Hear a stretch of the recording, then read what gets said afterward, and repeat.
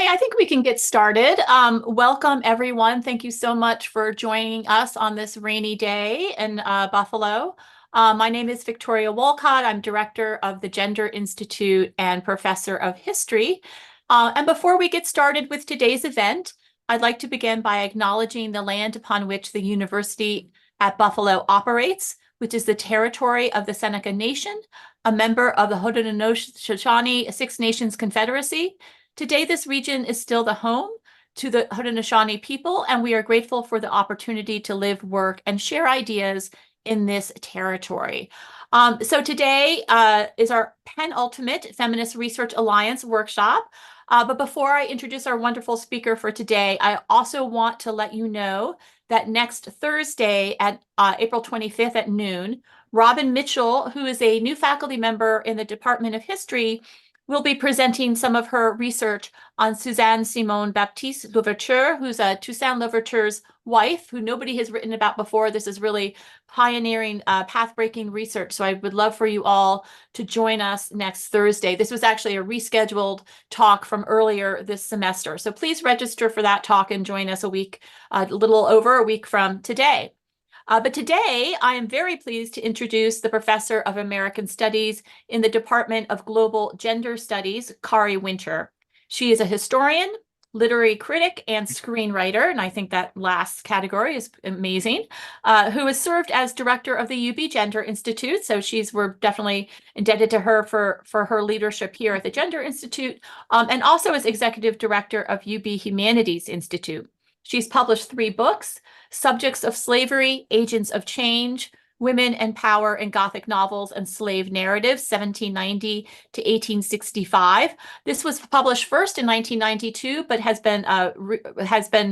multiple editions since 1992.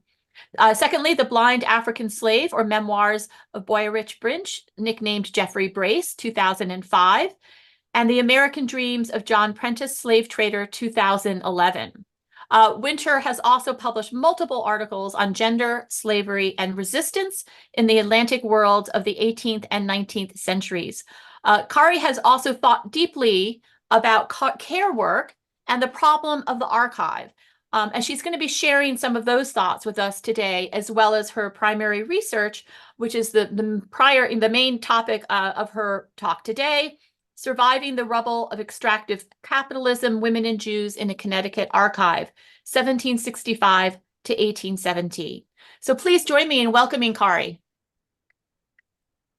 And I will turn it over to you. Thank you so much, Victoria. I really appreciate that. When I created the Feminist Research Alliance workshop in 2012, I really meant it as a workshop for colleagues to exchange work in progress. And I want to lean into that today because I'm a compulsive reviser. I typically will revise things incessantly, maybe hundreds of times. And what I'm presenting today is really, really rough and preliminary. So I want to apologize in advance for that.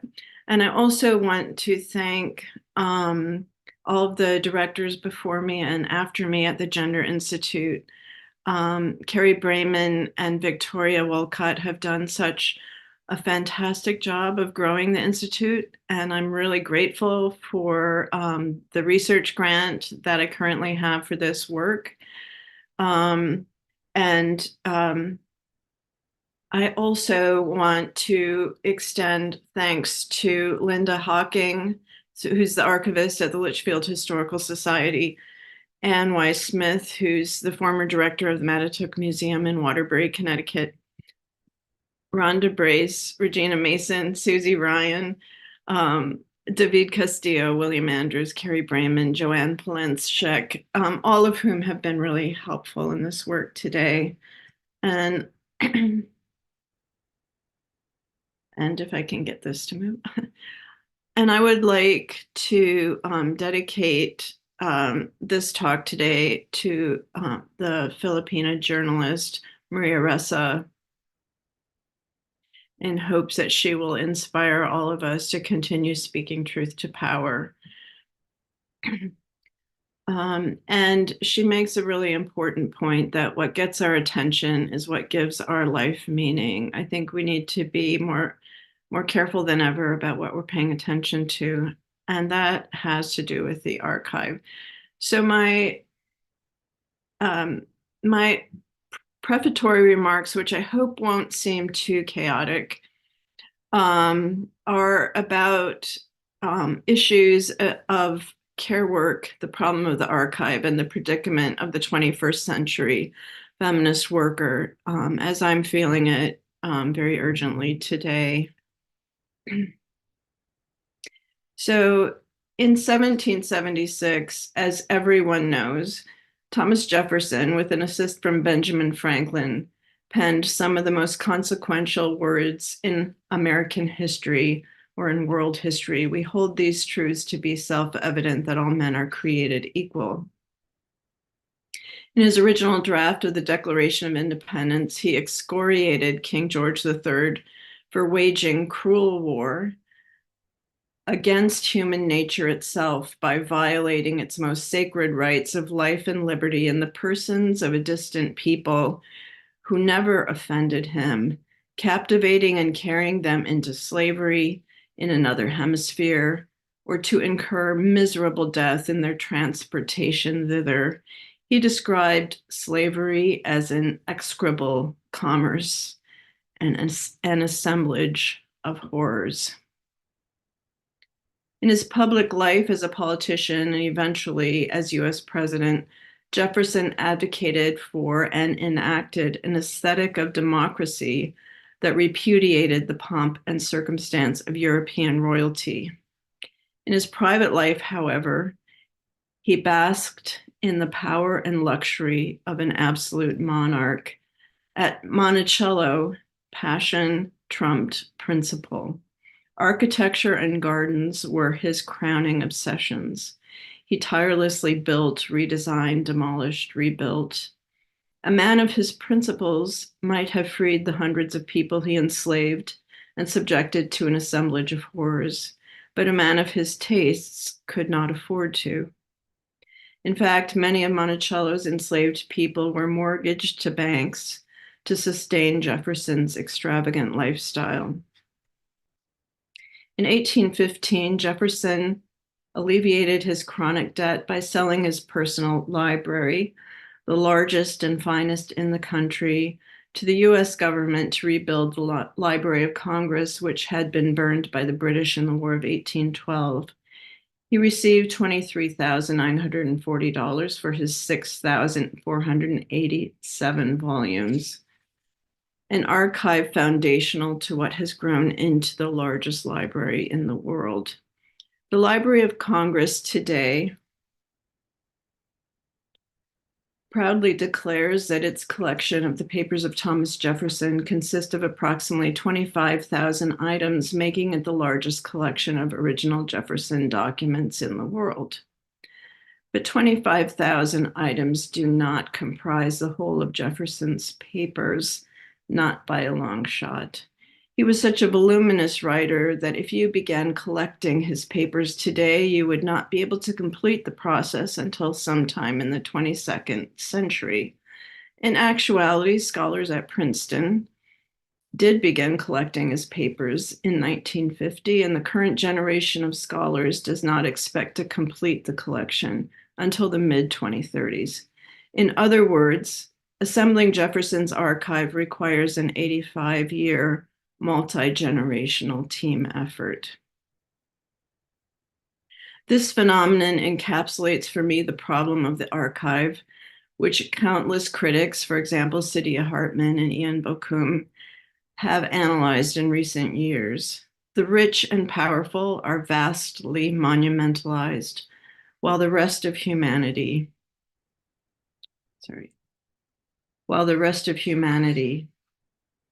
is largely disappeared.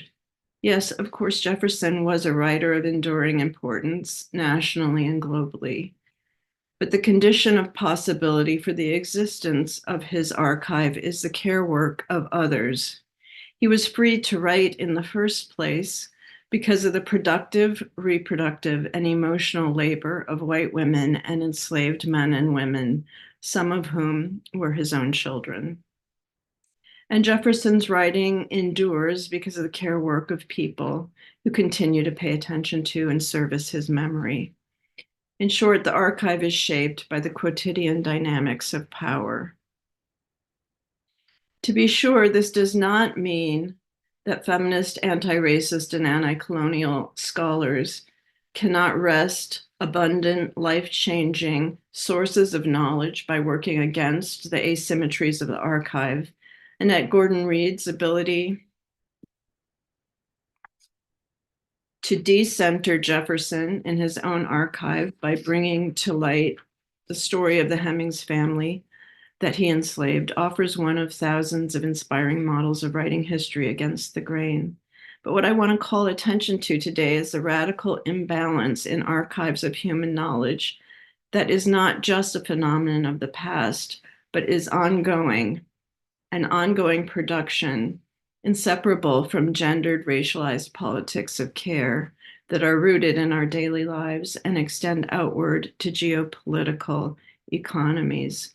To demonstrate what I mean, I turn to a 2023 memoir by the poet Camille Dungy, Soil, the Story of a Black Mother's Garden. Dungy opens a chapter with a ramifying sentence encapsulating gender-based quotidian life. I was stooped over in the laundry room, loading the dryer, when Ray asked, "What's the plan for dinner?" Ray is her husband.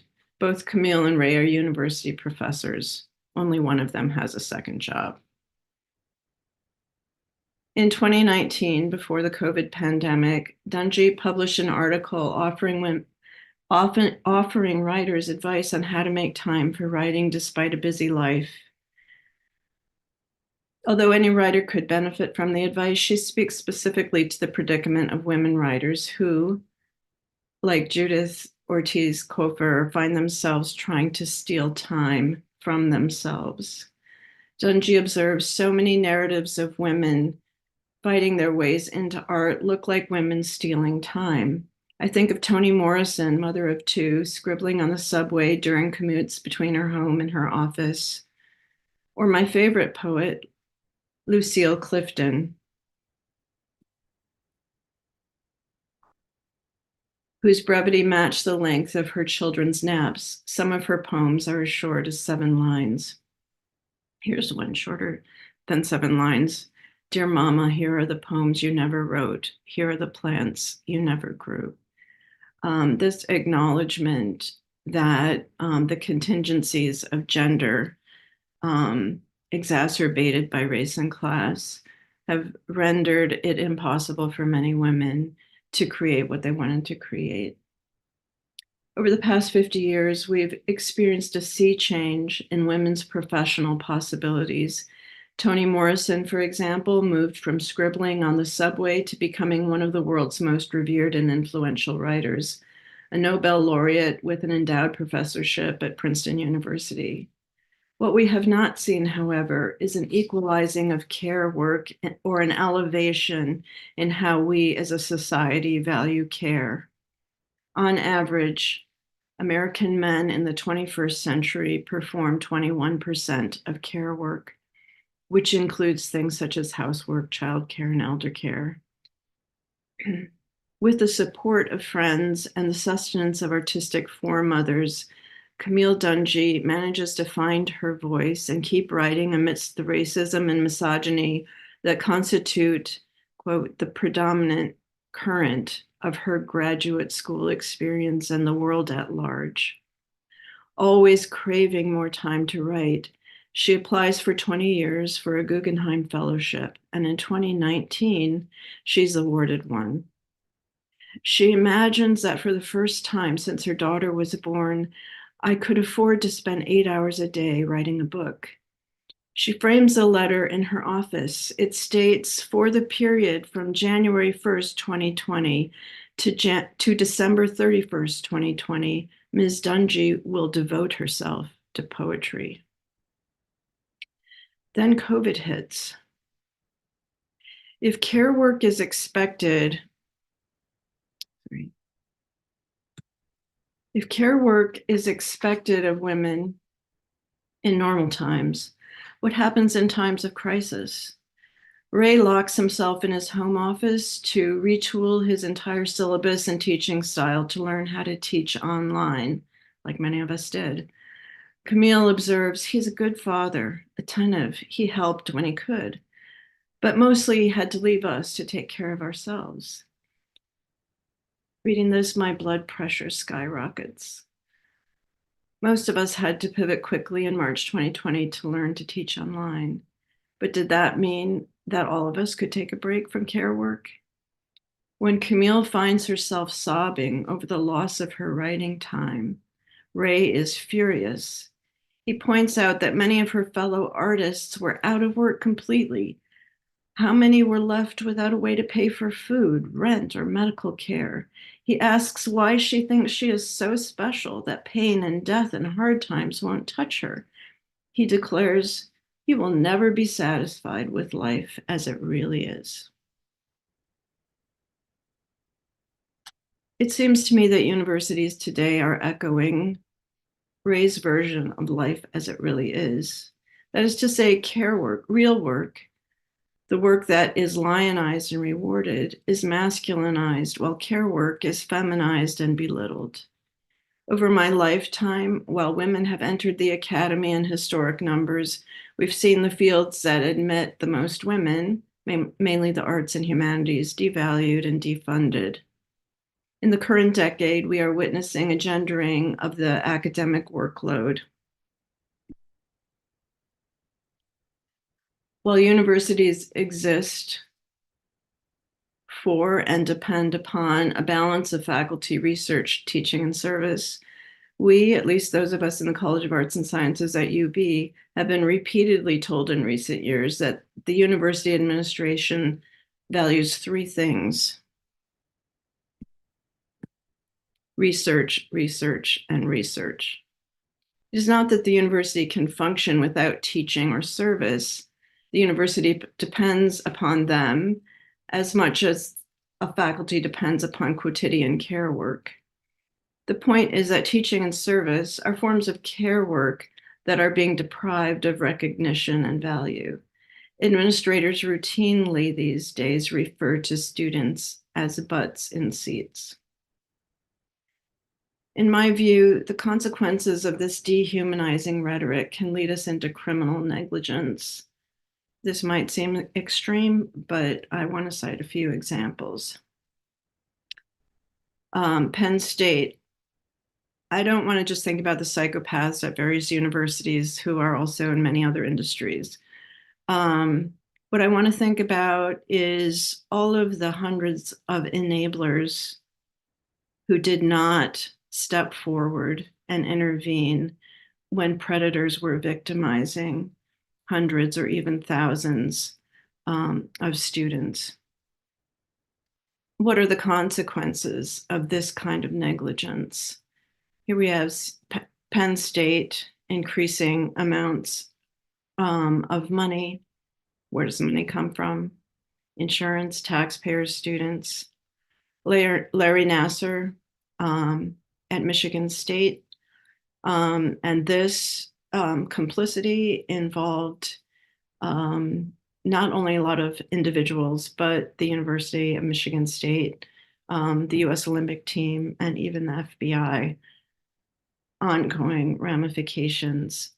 Students at Penn State are grappling with the fallout. This is how the student paper represented the issues in 2018, comparing the settlements and victims of Sandusky to those of Nassar. 109 million for 33 victims for Sandusky.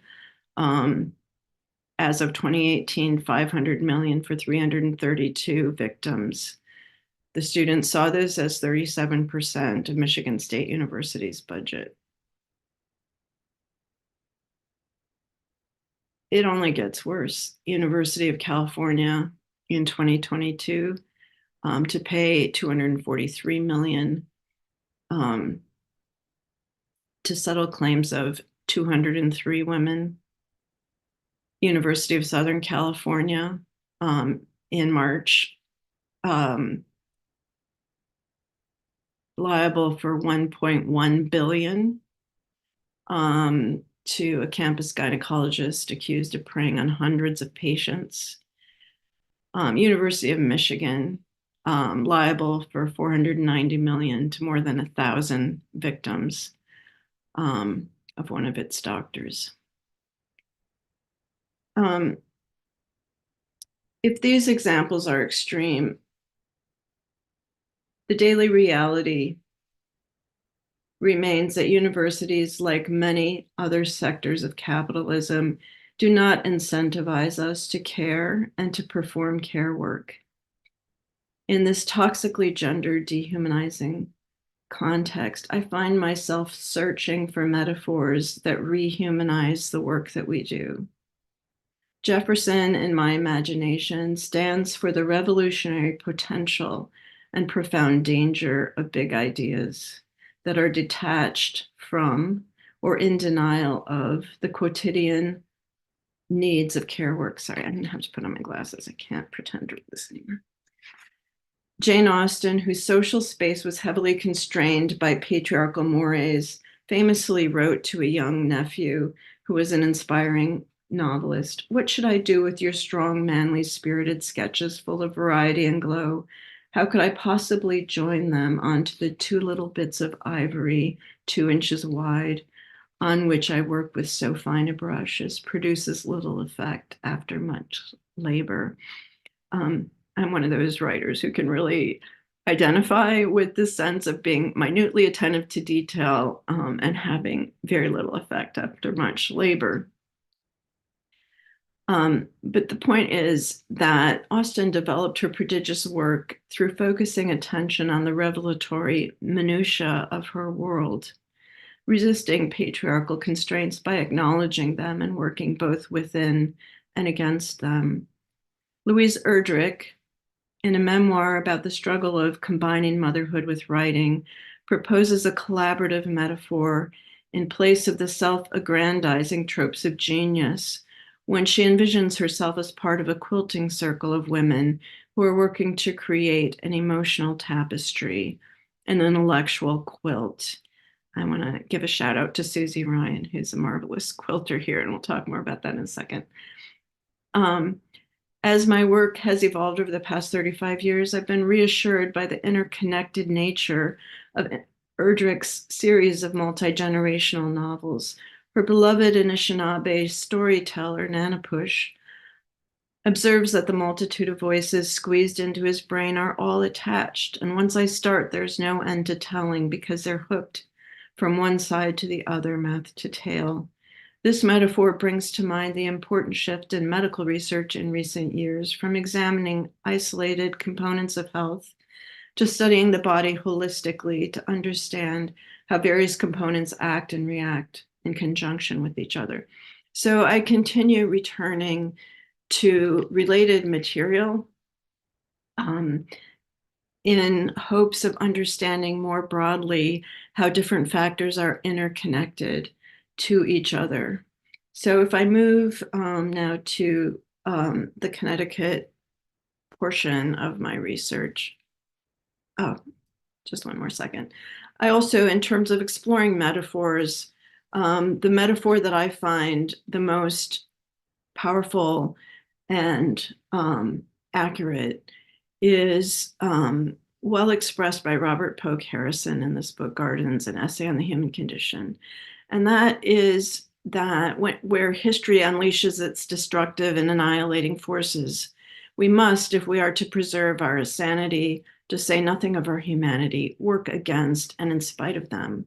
We must seek out healing or redemptive forces and allow them to grow in us. This is what it means to tend our garden.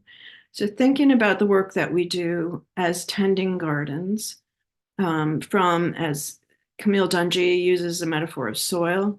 It's also a real thing. She's a gardener. But we're tending our soil. We're growing our plants. We're growing scholarship. We're growing creativity. And we're helping students to become gardeners and grow their fields, grow their potential. So this is both a very relevant and urgent idea to embrace the gardener's vocation of care. It's also a very ancient idea that goes back thousands of years in human history.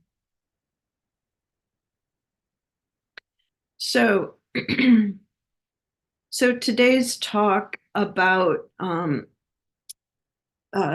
which I gave the title "Surviving the Rubble of Extractive Capitalism: Women and Jews in a Connecticut Archive from 1765 to 1870."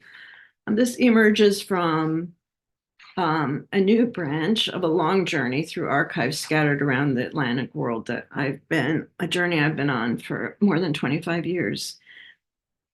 All I have today is fragmentary stories that I intend to flesh out with further research. To contextualize these stories, I need to briefly summarize my overarching project, which is to excavate and contextualize the history of African Americans in New England. And I'm doing this in conjunction with other people who are very much involved in related, interconnected stories. So I just really particularly want to give profound thanks to Rhonda Brace, Susie Ryan, and Regina Mason, who are working on other narratives of slavery connected to Connecticut. So in the mid 1990s, just go forward a little bit.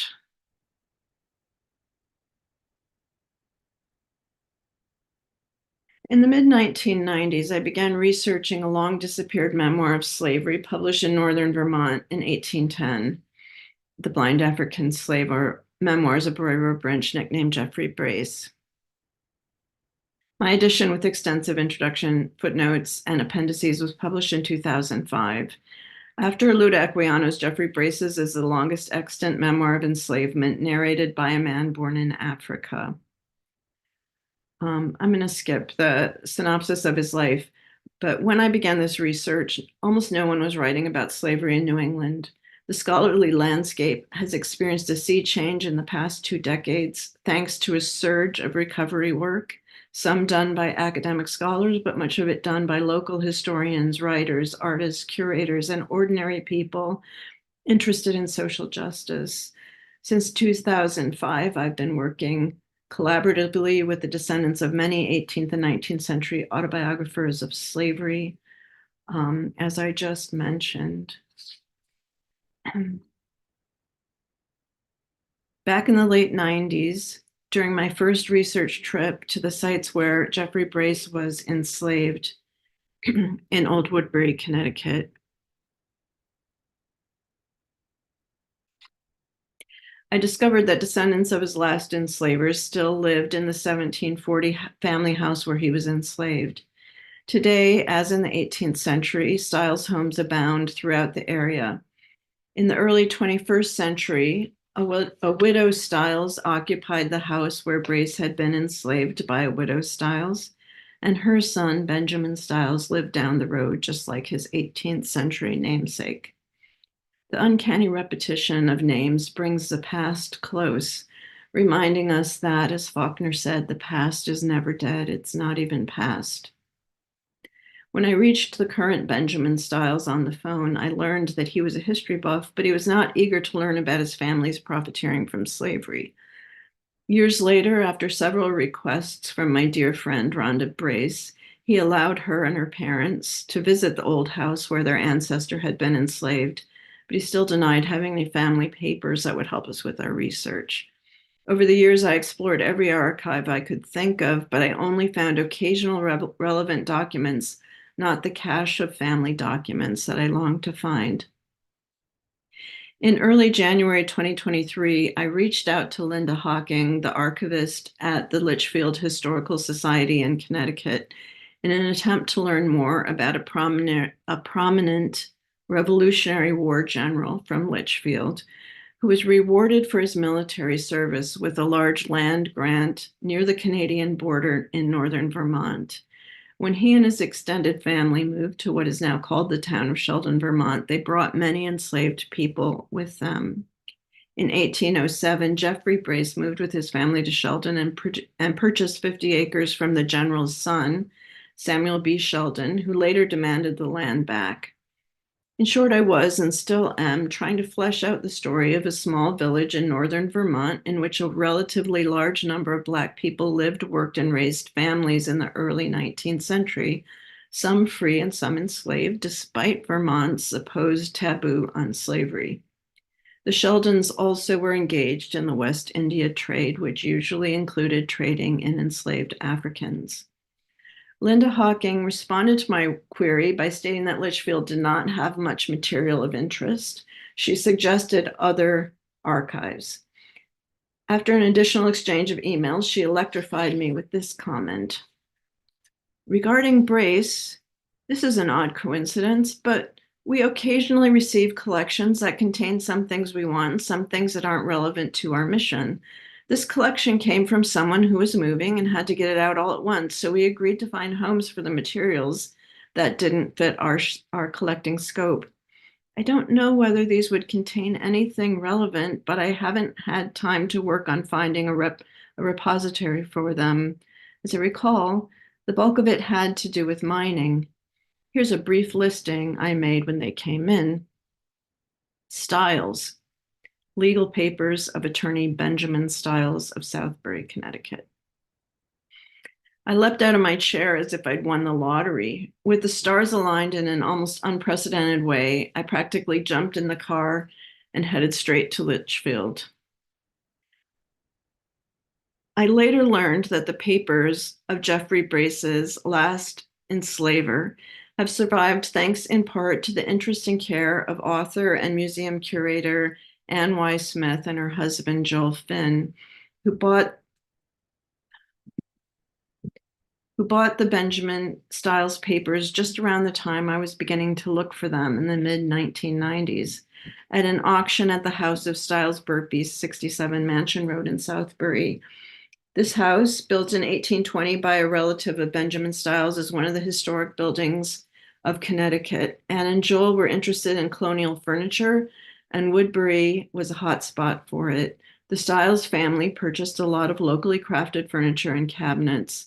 David Stiles, a son of Brace's enslavers, Benjamin and Ruth Stiles, was a particular patron of furniture and cabinet makers.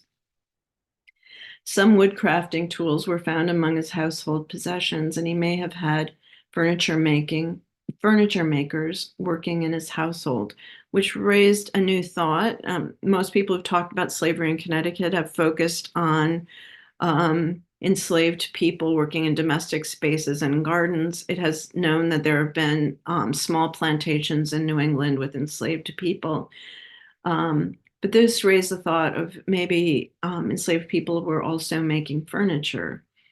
As it happens, this same David, who was born in 1751, was a teenager when Brace entered his grandmother's house as an enslaved man.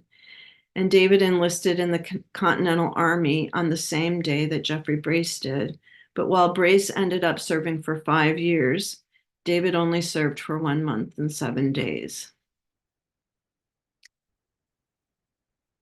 I arrived in Litchfield for an intense 3 days of deciphering 18th century handwriting on yellowed, decaying paper, and discovered many fascinating things that illuminate the dynamics of race, gender, and religion as capitalism began to emerge in New England and the rest of the Atlantic world.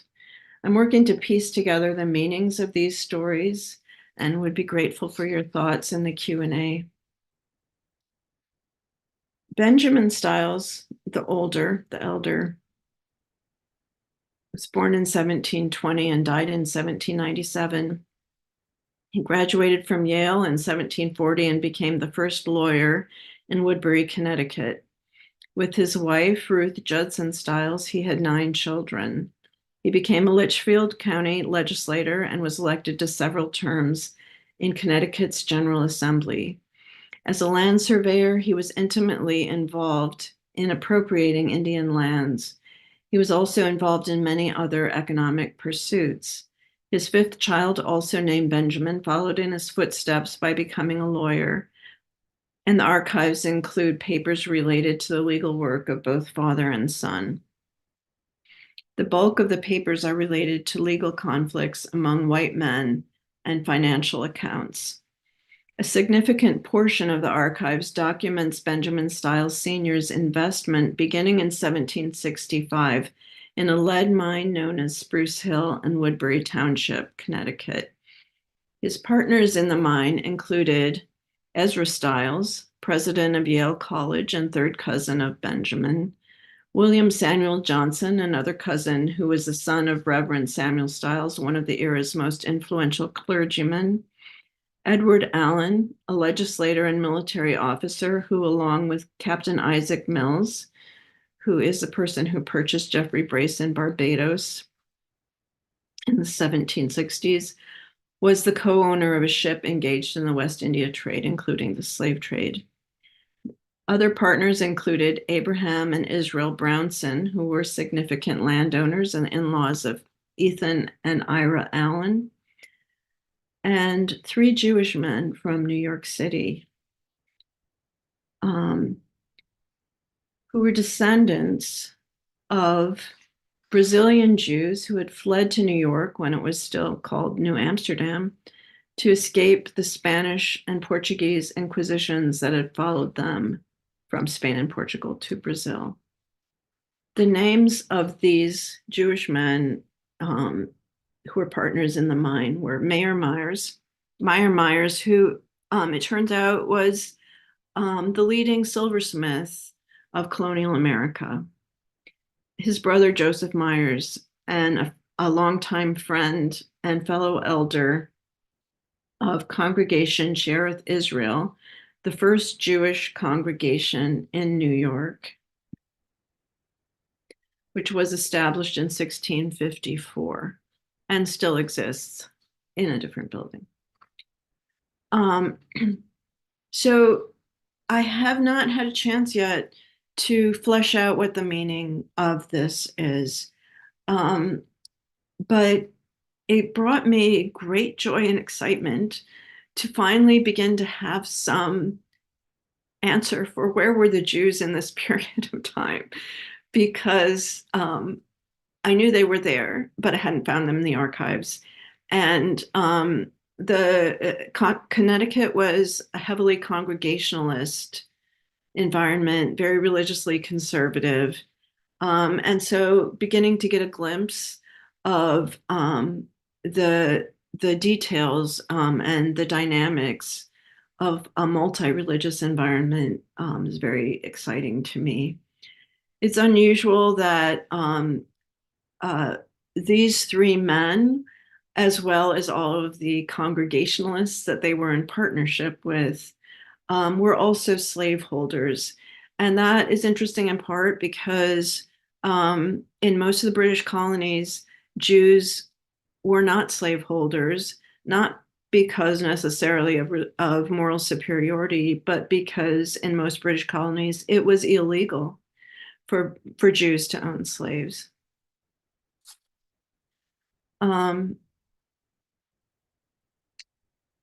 So in the records about the mine, what we see is constant fighting. The different partners were constantly fighting. Things didn't go very well in the mine.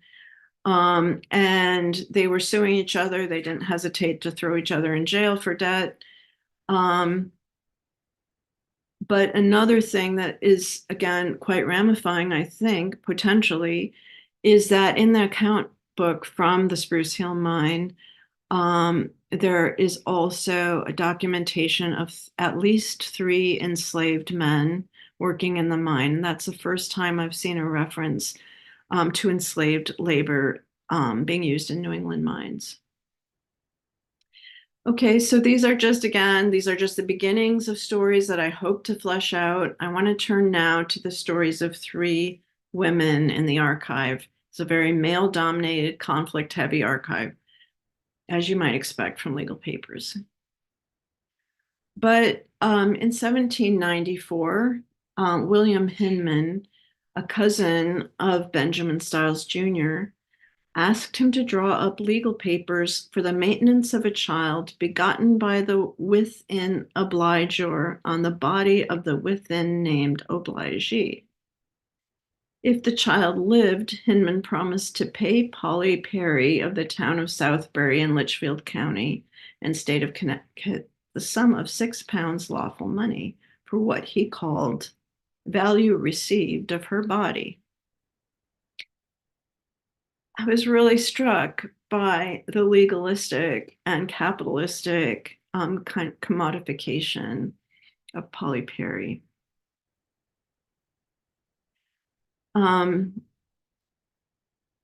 I have not encountered this kind of case before, and I'm really eager to find out more uh, um, of what the meaning is. What kind of person was Polly Perry? Why is she getting the money? Then I find a story of Phoebe Styles. What we have in late 18th century Connecticut is not primogeniture in regard to inheritance. In other words, the eldest son did not inherit the estate, as was the case for much of European history. But older sons were strongly privileged, and women were often, but not always, disinherited. So what we find again, there were 9 children who survived to adulthood in the family of Benjamin and Ruth Stiles. The 2 youngest sons were named Nathan and Judson. And so they were not exactly like Benjamin Franklin, you may remember, those of you who know American history, was indentured as a servant to his oldest brother, as the youngest brother. And his oldest brother was very cruel to him, beat him, tried to prevent him from publishing, and so on. Benjamin Franklin ran away. We don't have quite that severe a case, but the youngest sons, Nathan and Judson, were tasked with many things they didn't enjoy. One of their jobs was appropriating land from Indian neighbors, but they felt very denigrated by their family. Judson, in particular, was seen by his family as debauched, angry, and resentful. He died in 1797 in his mid-30s. Following his death, the next youngest brother, Nathan, wrote a bitter, enraged letter to his brother Benjamin, in which he accused his family of acts of unprovoked cruelty and injustice that had ruinous consequences to myself and family. He declared that he was moving to a different part of the country and asked his brother Benjamin to look after his family. He gave him very explicit directions about where he had put all of his estate, all of his valuables, and entrusted his brother to care for his wife and children. He fled the state and later died. Violating his brother's trust, Benjamin Stiles Jr. refused to provide for Judson's wife and children. When he died in 1817, Phoebe Stiles, Nathan's widow, filed a claim against his estate, claiming that Benjamin not only refused to provide for her, as stipulated by her husband, he endeavored to make it appear that my children were all illegitimate, and then myself was not a lawful widow, and by endeavoring to strip my children of every cent of their father's property, and also to strip me of my thirds. My thirds is a reference to the portion of an estate that a widow was entitled to. This case just really stands out to me as an example of how the dynamics of dehumanizing people tends to spread and grow. So if it starts with dehumanizing Indians and African Americans, it continues and spreads in the family. Um, and so when I'm reading this archive, trying to find a glimpse of what I can find, what I would see as relatable humanity. Where can we find love? Where can we find compassion? What are emotions that we could identify? Um, the one gem I found is connected to grief work, which is connected to care and love. So in October 1794, Phoebe Beers writes to her aunt, Ruth Stiles. This is the wife of Jeffrey Brace's last enslaver. A grief-stricken letter recounting the death of her mother as it unfolded over the course of several days. Phoebe knew that Ruth, her mother's sister, would be deeply distressed by the melancholy intelligence I have to communicate. This letter strikes me as a literary masterpiece due to the eloquent manner in which it captures the tactile, sensual details of physical decline and overwrought emotional states of grief, disbelief, and despair, alongside the profound bonds of love among a circle of women who inhabit a discourse and an emotional economy strikingly distinct from that of the men in this archive. Given the relative paucity of literary works by American women in the late 18th century, this letter opens a rare window into a world of women's love, framed as love ultimately must be by loss and grief. Phoebe opens, "My dear aunt, your kind and repeated invitations for me to write to you encourage me to think at this present juncture it will be peculiarly interesting, but alas, the melancholy intelligence I have to communicate will, I fear, come too near your heart. It pains mine." She wonders, how shall I tell you, my dear, your dear sister, our deservedly dear and beloved mother, now lies on a bed of languishing, to all probability of death. She conveys over several pages details of her mother's sickness and lets her aunt know that she tried her aunt's medicinal advice. Agreeable to your direction, I immediately gave her a strong tea of saffron and mint and many other useful remedies, together with doctors' prescribing and medicines, but all did not stop her distress. In sentence after sentence, written as the hours pass, Phoebe's grief fairly leaps off the page. She says, "I feared she would never speak more. At last she looked wishfully at me. I asked if she knew me. She squeezed my hand and softly whispered, yes. We don't expect her to live through the night. Your feeling heart will, I dare say, suggest to you our feelings, for I cannot attempt a description of them." Phoebe attempts to find solace in religion, but finds herself so terribly affected that she seems to hesitate to utter the pieties that she feels she ought to say. In Phoebe's careful attention to the painful details of her mother's sickness and death, and in her eloquent expression of anguish, I find a reaffirmation of the humanity that is often so hard to see amidst the dehumanization of account books and power struggles in the archive.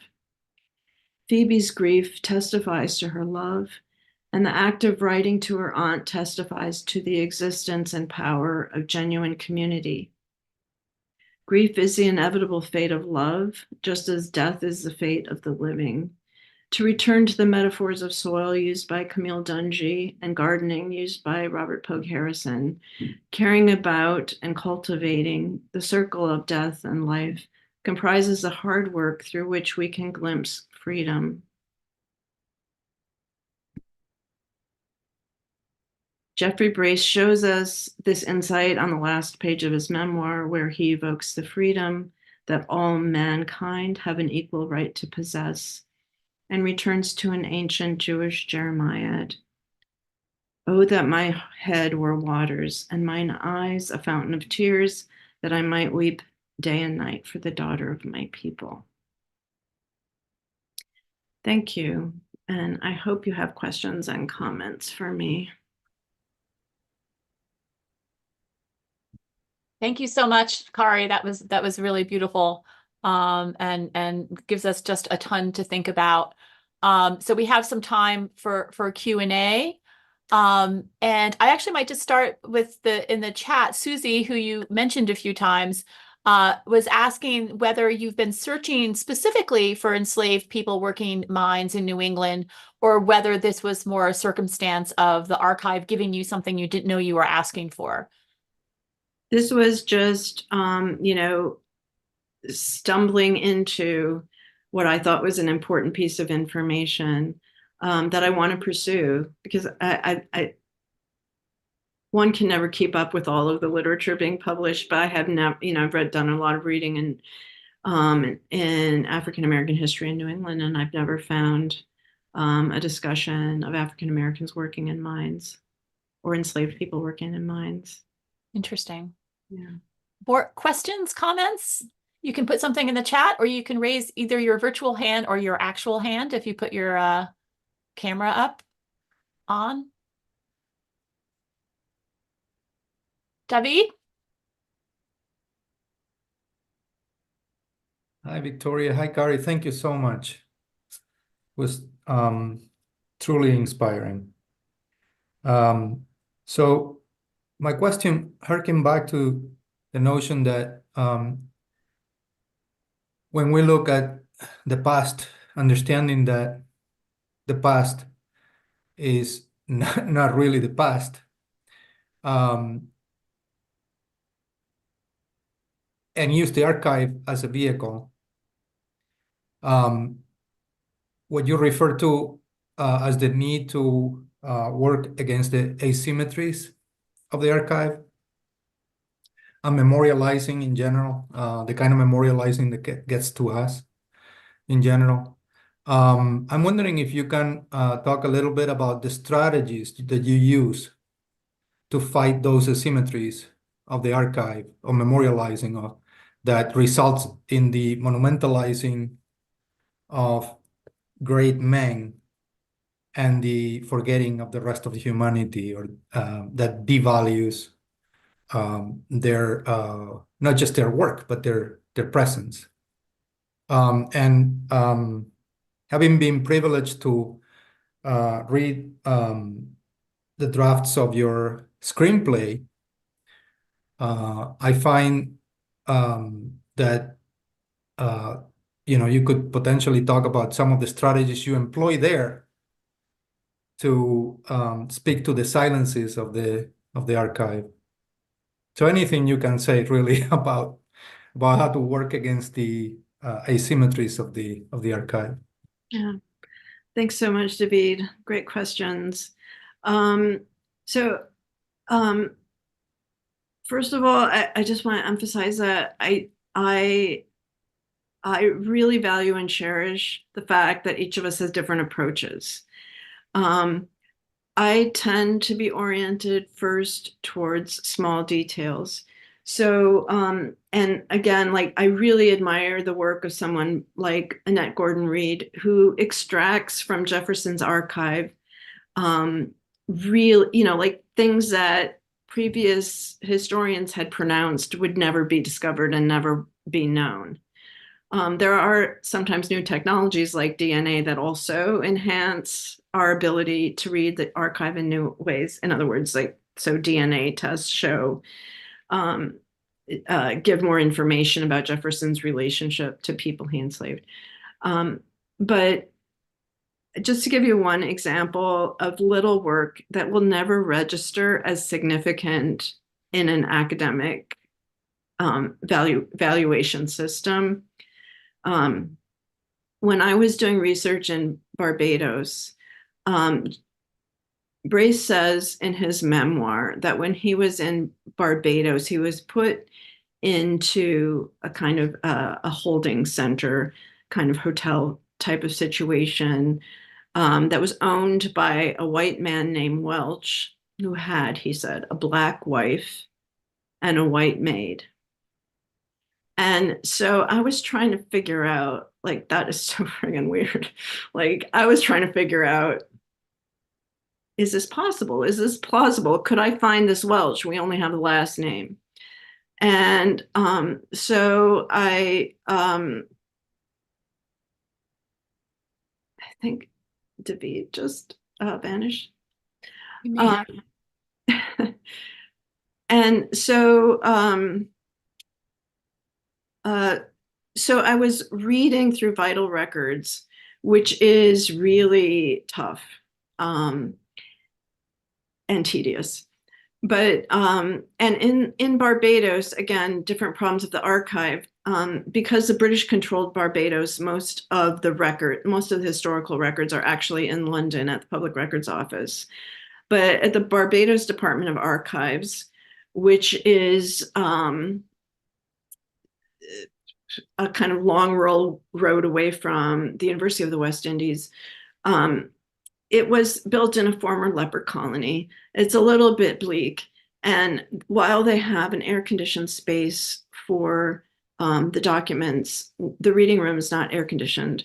So when you take documents from to look at them, they sometimes crumble in your hand. But anyway, so I'm looking through these vital records, and I'm looking for a Welsh who might have married an African woman or some kind of situation like that.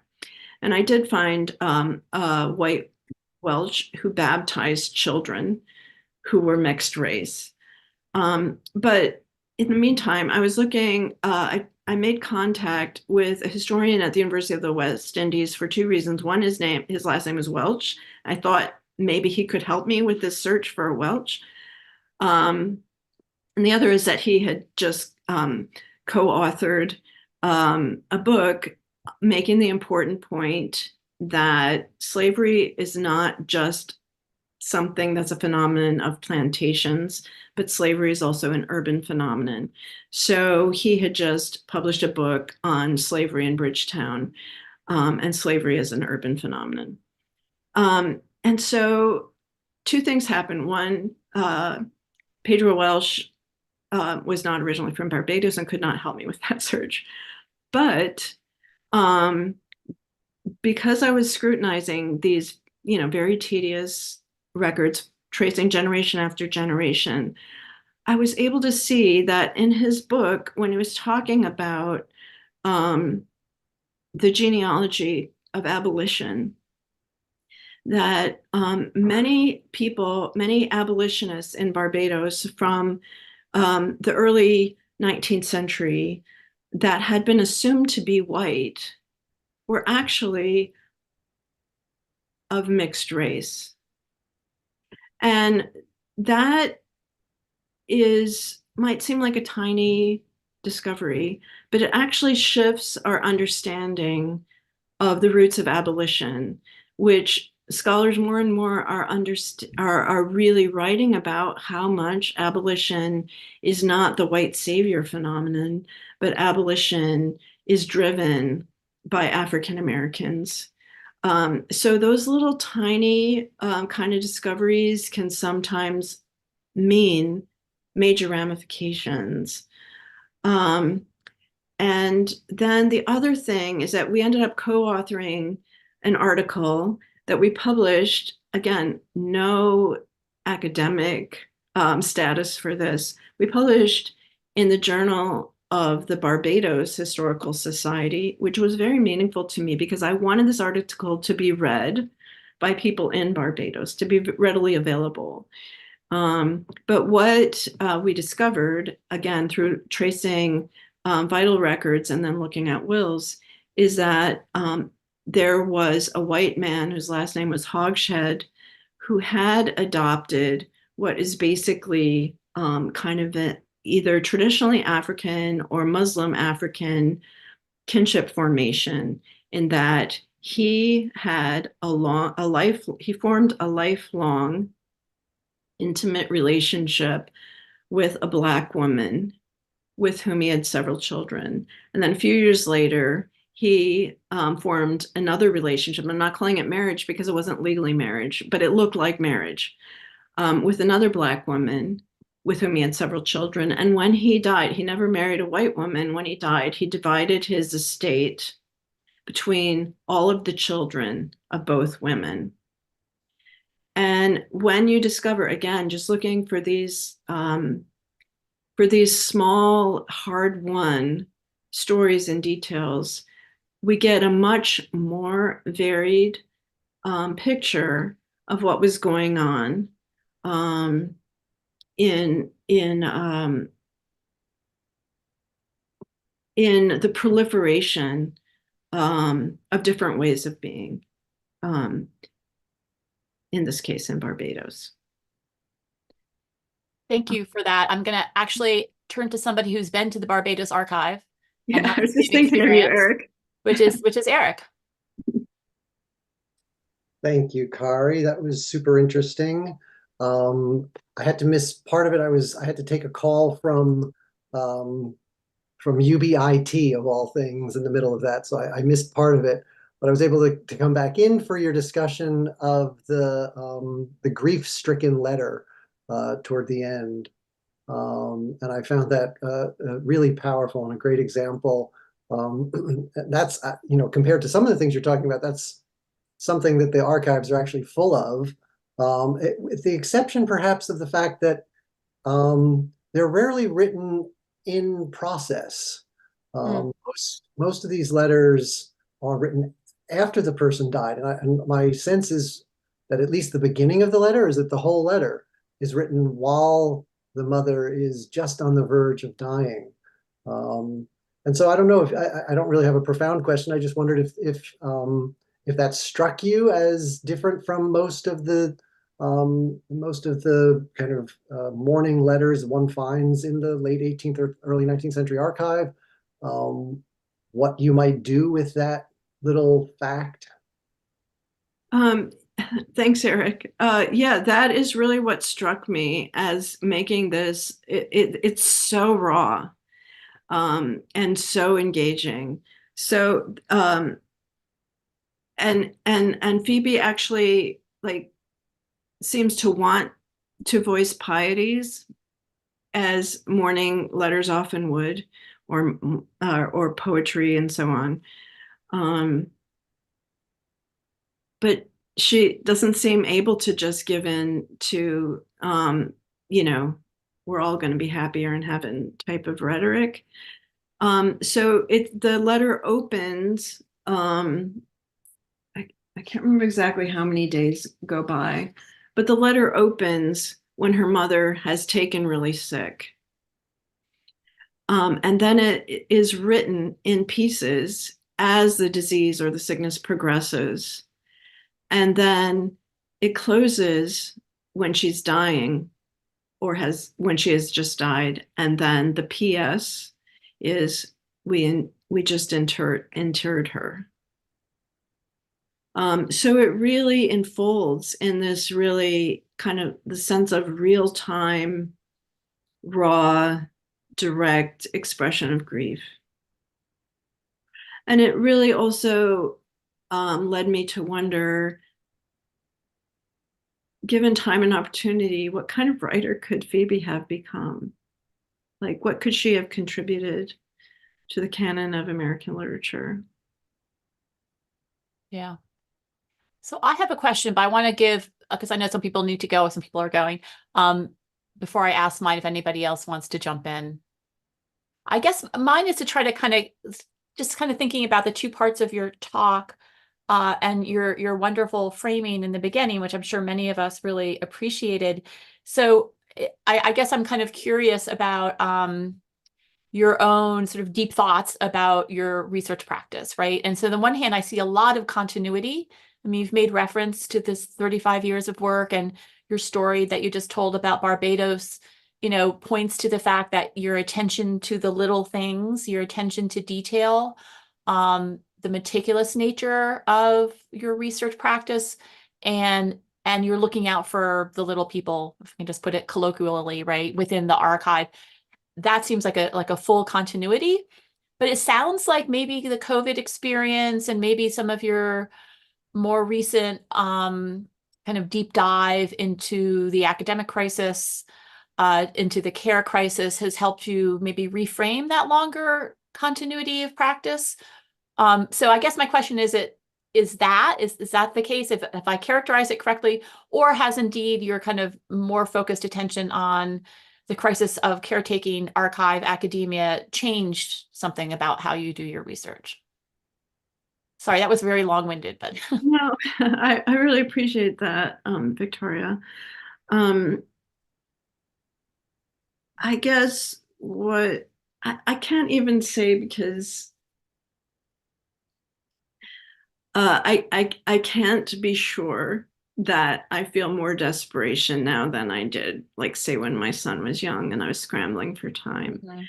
But when Camille Dungy describes, I mean, on the one hand, you know, she has an endowed professorship in Colorado. She's published a lot of books. But you also have this sense of, you know, she ends the chapter I was citing from by saying, how could I carve a poem out of a day like that?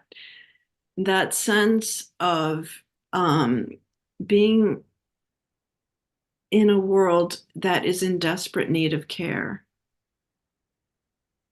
And care is something that is a daily necessity. And yet the world is not rewarding the carers. And so, I mean, you know, my neighbors are doctors, and they're just, one of them just acquired 500 new patients. wow. Because people are leaving primary care and not signing, like, and there's a crisis, you know, like in the UK, the National Health Service is down 75,000 workers. My neighbor said the United States is down 50,000 healthcare workers. But then this is a phenomenon I see in the academy as well. When I began my career, I was basically told, you have to care. You have to do the care work. You don't just do the research. You also devote yourself to teaching and service. That's a professional standard. And that demand hasn't changed. We still have to teach. We still have to serve on committees. But we are explicitly told that they're not valued, because the administration has explicitly told us on multiple occasions they value research, research, and research. And so, you know, but for those of us who want to live lives of care, and one of the wonderful things about Robert Polk Harrison's book is he points out that, going back to ancient Greek stories, like, you know, if you escaped from a life of care and lived on on an island of paradise, your life wouldn't be worth living, because it's caring that makes life worth living. Mm-hmm. So I'm not trying to not care, but living in a world that is in so much need of care and is not caring, that is what is really heart-wrenching to me right now. Well, that was beautifully said. I think that's the perfect note to end on. I certainly have a lot to think about. I'm sure other people do as well. So once again, thank you so much for joining us virtually and doing this today. Everybody enjoy your afternoons. Thank you so much, Kari. Thank you.